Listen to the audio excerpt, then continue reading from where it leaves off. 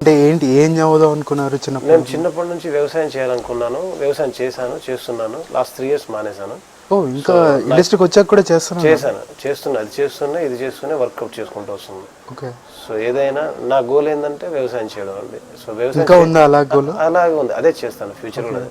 అది ఎందువల్ల అంటే ఫ్యామిలీ అని కాదు, అంటే ఎందుకు పుట్టి పెరిగిన వాతావరణం కావచ్చు ఒకటి. రెండోది పంట పొలాల మధ్య ఉన్నంత ఫ్రీడమ్, ప్రైవసీ, తర్వాత healthy atmosphere and relations, good human beings, and మనతో పాటు చుట్టుపక్కల పక్షులు, చెట్లు, అంటే ఏదో అంటే మనకు తెలియకుండానే కొన్ని కనెక్ట్ అవుతాం కదా.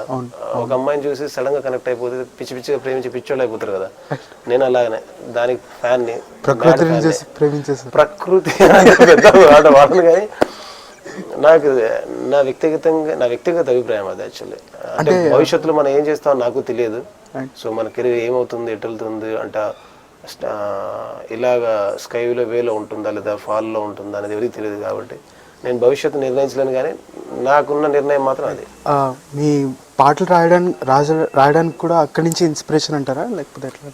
అంటే ఇప్పుడు చిన్నప్పటి నుంచి ఏంటంటే సార్, ఇంట్లో టేప్ రికార్డ్ ఉండేది అనమాట. టేప్ రికార్డులో కోటి గారి పాటలు, చక్రవర్తి సార్ పాటలు, అండ్ అప్పట్లో చిక్కు బుక్ చిక్కు బూమ్, చిక్కు బుక్ చిక్కు ఒక ఆల్బమ్, అంటే చిరంజీవి సార్ పాటలు, అంటే చాలా పెద్ద పెద్ద స్టార్ హీరోల పాటలు అన్నీ ఇంట్లో ప్లే అవుతుండేది. సో తెలియకుండానే సినిమా పాటల మీద అలాగ కొంచెం ఆసక్తి ఒకటి. రెండోది స్కూల్ డేస్లో పాటలు పాడడం అంటే ఇష్టం ఉండేది, పాటల పోటీలో పాల్గొనడం అంటే ఇష్టం ఉండేది. సో తెలియకుండానే వాటి ప్రభావం అంతా యాడ్ అయిపోయి నేను ఇటు రావడానికి దోహదపడిందేమో నాకు తెలిసి అనుకుంటున్నాను నేను. మేబీ జానపదాల ఫ్లేవర్ నాకు తెలిసి ఈ సినిమాల్లోనే తక్కువ ఉందని నా ఫీలింగ్. ఎందుకంటే ఎగ్జాక్ట్లీ, ఎందుకంటే ఇవి కమర్షియల్ వేలో వెళ్ళే పాటలు కంప్లీట్గా.